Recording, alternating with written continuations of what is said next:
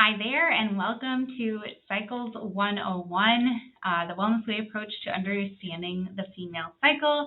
This is a presentation that I wanted to put together for a long time. I think it's a really important subject that we need to be discussing.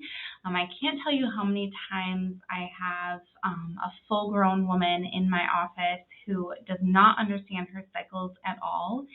And that is one of the reasons that I am making this video, and then also just to help our young girls understand their cycle better, have more knowledge about their body so that they can understand when something is normal or not normal. So the reality of hormones, right, kind of looks like this. We are obviously conceived, we are birthed, puberty, adulthood, menopause. However, today, that doesn't look so easy. So there's a lot of issues along the way. And I'll talk about a little bit of this and then a little bit of how to just understand when things are going awry so you don't end up having the issues below. Okay, so let's talk a little bit about hormones throughout the lifespan. So when you are a child, your hormones are very regular. They stay very flatlined. You don't have these ups and downs, which keeps, I know kids aren't always even keeled. That's more emotional and learning how the world works more than anything. But when you hit puberty, those hormones drastically increase, right? So you can see that just all at once that happens. And so when your girls, as teenagers are getting a little angsty and you're like, I don't know what's going on, this is probably what's going on. This is a big, big change mentally, physically, emotionally for them. So give them some grace, and this hopefully will help them understand what's going on with their body. So every month we cycle, right? So typically every week we have some pretty different hormones going all the way from our teenage years until we're in our 50s. And then we hit menopause, right? And we're kind of flatlined again. So let's talk a little bit about cycle tracking, because cycle tracking is so vitally important to know what's normal and not normal, and a lot of people are not doing this. The great thing is that nowadays we have cycle tracking apps, very, very simple. I listed some of those here, so very easy for you to go on Apple or Android Play and be able to download one of these cycle tracking apps. I have one that comes with my watch, which I really like. There's like the Aura ring now. So there's all of these different things that you can get that really help. Or you can just use a calendar. You can use a manual calendar like I have on this slide, or you can use the calendar in your phone. And so I highly recommend writing down the first day of your period and the last day of your period, so marking those two, so that you know when you had your period, and then you also know how long your full cycle is. And then if you're somebody who is trying to track ovulation, you can always write that down too. I'm going to talk a little bit more about how you find ovulation coming up. So some more tracking options. So this is what I'm talking about with ovulation. So you can look at temperature. So tracking temperature needs to be precise and controlled. It's a good low-cost option to understand those changes in your cycle, but you must check it daily and at the same time, and it can change when you're sick or stressed out. Like I said, there are some new great ways to track your temperature. Some watches have it, and then the Aura ring, which is really, really cool and interesting. That also has the ability to track your temperature. So that's another way. What an awesome gift to get your child or another woman in your life if they need something like that. It's cool and it serves a purpose. You can also do LH strips or ovulation tracking machines. So some LH strips, Clear Blue, Prove, Arita, those ovulation tracking machines. So those are a little bit more expensive, but obviously they last a long time. Clear Blue, Mira, and Smile Care are some of those. I personally use a Clear Blue. The reason I use that one is actually an older machine. I've had it for quite a few years, but I like it because I don't have an app on my phone for it, and I don't want to look at it. I just want to do it in the morning, and I want to be done with it. So I do not have it on my phone. I have it on this little machine that I use. Some other ways that you can look at tracking too, there are people that have ovulation pain called Mittelschmerz. So with those people, they can actually feel ovulation. There are also, some other ways. One is looking at that cervical mucus. So right before you ovulate, you should get some egg white cervical mucus. It kind of looks a little bit like snot, except for it's clear. Kind of gross, I know, but then it'll turn a little bit more watery when you're actually ovulating. So that's the big thing to look at too, is that when you have those LH surges, you're actually going to have LH surge, so 2 days in a row, and then the next day is actually the day that you ovulate. Okay, so this is what our hormones should look like. So this can help in your mind to just get you ready for tracking these cycles and understanding a little bit better how our hormones change throughout our cycle. So we have in that top section, we have LH and FSH.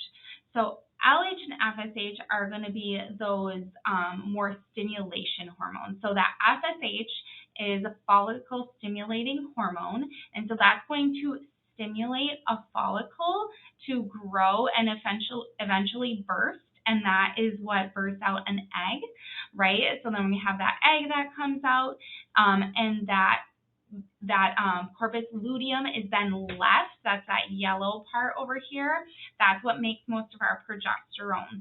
So we have that very high progesterone in that luteal phase. So we have follicular phase at the beginning of our period, or our cycle, and during our period, and then that luteal phase more towards the end. So it's a half and half typically. So if you have one of those nice 28-day cycles, you would typically have 14 days of that follicular phase, ovulation right in that middle, like day 14, 15, and then 14 more days in that luteal phase, and then back to the follicular phase again. And then we have our estrogens, right? So on here it says estrogen. Estrogen is not a hormone, it's estrogens. So there's multiple. Those start to go up even during our period a little bit towards the end. And that goes up, and falls right before we ovulate. And that's when we ovulate is when our progesterone starts to come up nice and high. And then we have another increase in estrogens. And then both decrease right before we get our period. However, if you end up being pregnant, obviously those continue to be high. And then looking at endometrial thickness, and so our endometrial lining, so inside of our uterus, we build up a lining every single month, and that, when that sheds, that's our period. So we want to build up that lining. Our body does that, so in case we get pregnant, it's a nice, comfy, cushy spot to have that egg, sit in and grow. So it's a very good thing. You want a nice endometrial lining. It's very healthy, even if you're not trying to get pregnant. That's still healthy to have all of these hormones working properly. All right, so I want to talk a little bit about how early our girls are menstruating. So way back in 1975, you can see there that it was a lot lower ages that people were, a lot older people were getting periods. So like it was typically like around 16 is when women were starting to get their periods. And now it's very, very typical to have a, more like 11, 12, 13. And so that age has decreased. That is due to a lot, whatever we're putting in our bodies, right? We're taking in a lot of hormone. There's just a lot of toxicity happening, and we're getting those periods sooner and sooner. Another thing is that obesity rate, so weight, is also likened to getting your period earlier. And vitamin D deficiency. So that's another way that young girls are getting their periods sooner. Very, very common here in Wisconsin to have that low vitamin D. And it is not a healthy thing for our body. Vitamin D does a lot of things within our system. It's great for our immune system, great for our bone health, but also that low level can actually stimulate the cycles in the young girls. And I have the article there if you're interested. We have come to expect abnormal cycles. So a lot of women have irregular periods, 30%. 80% of women have undesirable symptoms, and 84% have painful cycles. Okay, that's not normal. So let me just go through a little bit about a 14-year-old with anxiety. So I had a mom bring in her daughter, very, very anxious, couldn't really figure out what was going on. She was, just a great kid, but just had some anxiety. And so we did some testing on her hormones, and her estradiol was massively elevated. You can see that she was outside of all of the ranges there. And we do find that hormone imbalances and anxiety are related. And so if you're seeing this in your daughters, or if you're feeling this yourself, there is something that you can do about it, right? All right, so your period should not change your life. It is not normal to have cramps, not normal to have clots, not normal to have a 10-day period, not normal to have a 20-day cycle, not normal to have very heavy bleeding or very light bleeding. It's not normal to have a 2-day period, and it's not normal to have a 40-day period, or 40-day cycle, excuse me. So what should your cycle look like? It should be painless. It should go from dark red to bright red. You should be able to perform all your daily duties when you have your period. Your cycle should be around 28 days and stay around the same each month. Your period should last 6 to 7 days, and your mood will change throughout. Okay, so if you're a little bit moody, it's okay. That happens. So let's talk a little bit about birth control, because this is such a regular and hot topic, and I want to share our approach to birth control. So 62% of women of reproductive age are on hormonal birth control. 4 out of 5 actually active women have been on the pill at some point, and more than half of birth control users use it for something other than birth control. Okay, so 31% menstrual pain and cramps, 28% regulate their cycle, 14% for acne, 4% for endometriosis, and 11% are unspecified. So why should we care about that? Well, because that disrupts our hormones. It's an endocrine disruptor. We know this is the Environmental Protection Agency literally states that it can cause developmental malformations, interference with reproduction, increased cancer risk, and disturbances in the immune and nervous system function. So not really a healthy thing, and there are other options. I know sometimes it feels like this is the only option, but I want to give you hope and tell you that there are other options, okay? So how does birth control even work? There are a few different types. There's progestin only, and then there's a combination of estrogen and progestin.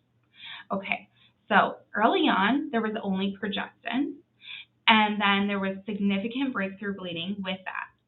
At some point, that progestin pill became contaminated with estrogens, and those women experienced way less breakthrough bleeding.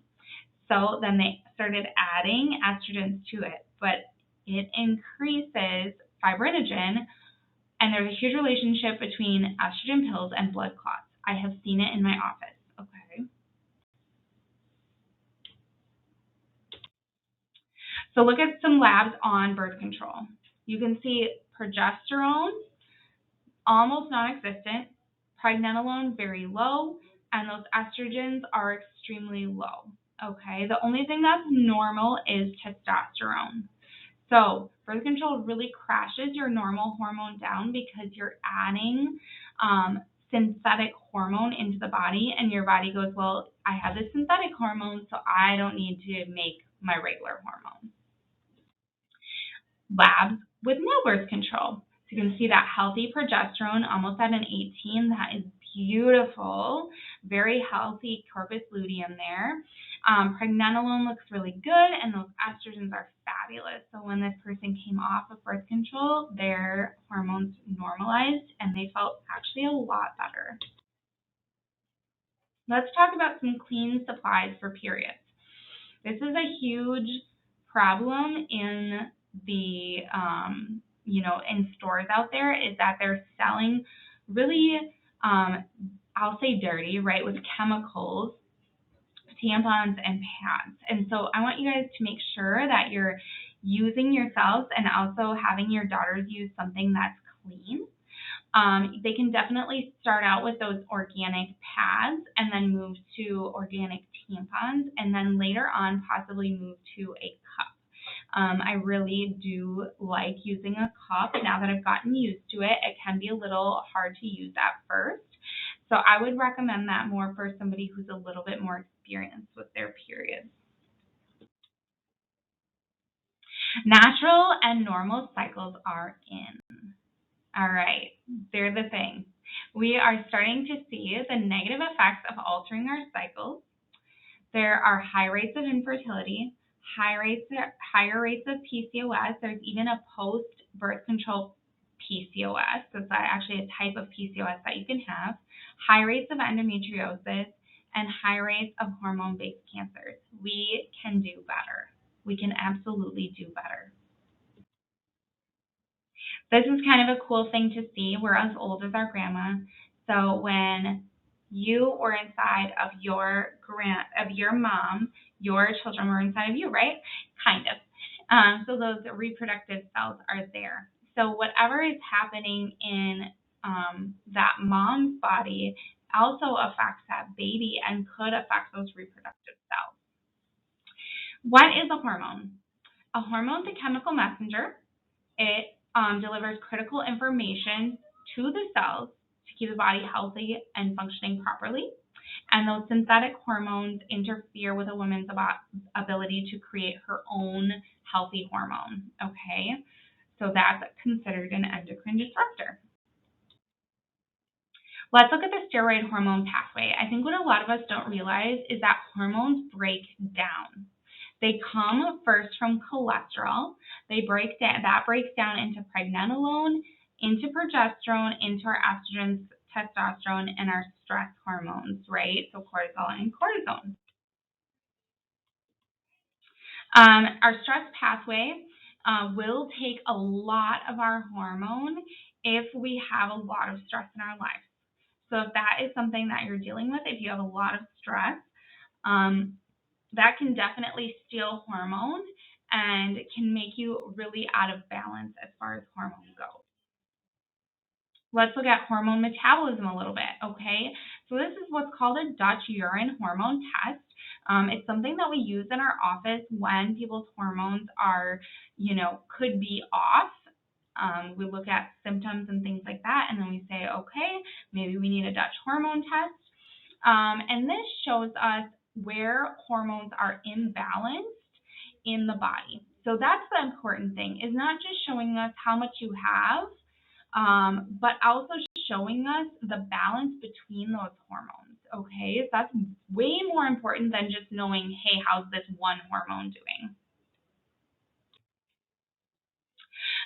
We also, like I said, look at that stress hormone, so that cortisol pattern. And we look at how is that doing, right? If your cortisol pattern looks like this person's, you have zero energy throughout the day. So if you're feeling really fatigued, you don't have any energy, it might be because your cortisol is tanked. So we kind of have choices right now in the Western world of medication or surgery. However, I just want to let you guys know that there is another option. All right, looking at those pathways are very important. Getting really good testing, thorough testing done is going to be very important so you can avoid those major things like surgery. We make hormone in 3 different places: our ovaries, our adrenal glands, and our fat tissues. So if you are unable to make hormone in your ovaries or in your adrenal glands, something important to know is that you will put on weight likely, especially around your midsection, so that your body can make hormone because it needs to have that hormone. So your body will go into survival mode. So what makes us so different? Well, we have this crazy idea that the body doesn't make mistakes, okay? So if I took this girl and I stuck her out in the middle of the woods, stripped down her clothes and left her there, she would start to shiver, right?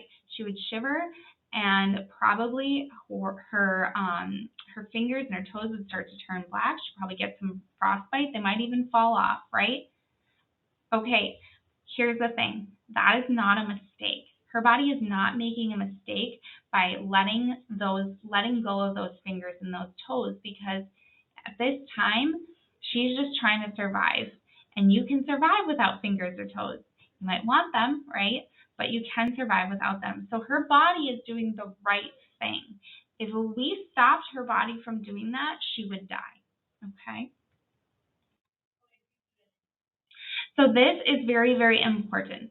When we have endocrine system issues, there is likely something else going on in the body. So if your periods are strange, if your cycles in general are strange, there's something else affecting those in the body because they're very secondary to other things happening with other systems throughout the body. This principle is extremely important. The fireman and carpenter principle will tell you when to use the medical system and when to use somebody like the Wellness Way. Okay, so if you are driving home and you see that your house is on fire, you're going to call that fire department. They're going to come in with their axe and their hose, and they're going to start spraying water on your house. That water, that's good for your house, but at that time you need it, right? So that fireman, they put out the fire, right? And then you're left with what? A mess. So the next day, you need to get in that carpenter. He needs to go through, figure out what caused the fire, repair that, and repair the home. That is how the medical system works and how the Wellness Way approach works. The medical system is so good at emergency care. They're amazing at it. Don't come here if you need emergency care. We cannot help you. However, after you're done, you're probably going to get sent home with a medication and saying, take this for the rest of your life. Okay, well, why do you need to take it for the rest of your life? Because you're not fixing the problem in the first place, right? If you want to fix the problem, use the Wellness Way approach. Find the root cause of the problem and fix it. So I have some tips for you as far as self-care goes, right? Take time. Take time for self-care. It's very important, whether that's exercising, whether that's reading a book, whether that's saying no to people. It's very important to care for yourself. Nutrition is vital, okay? So if you have poor nutrition and you're somebody who's dealing with hormonal issues, having bad periods or bad cycles, you may need to look at your nutrition. Eat food, right? Eat good food. Maca is a wonderful superfood. It's something that you can easily add in. You can get at stores all around. And so definitely add this in. Anybody can take maca and feel amazing. Great hormone supporting foods other than maca. So we have 7 other ones here besides maca that you can definitely add in. If you're underage, don't do the wine. Then we have cacao, right? So cacao is absolutely incredible. It's chocolate. However, you do not want to use like Hershey's because it's destroyed in high heat. So find some good cacao. Avoid endocrine disruptors, plastics, like I said, things like birth control. There's lotions, there's pesticides, there's cookware, all of those things. Try to get those out of your life. Get adjusted. This is extremely important and can feel amazing, especially right before or on your period, is to make sure that your spine is in alignment. And then number 5, get tested. So if you are having issues, there's some testing that can be done to help you have more regular cycles. And if you're somebody who is dealing with that, having an issue, and you're not just watching this to get cycle information, we do have new patient appointments available, so you can get in at that $99 rate. Thank you.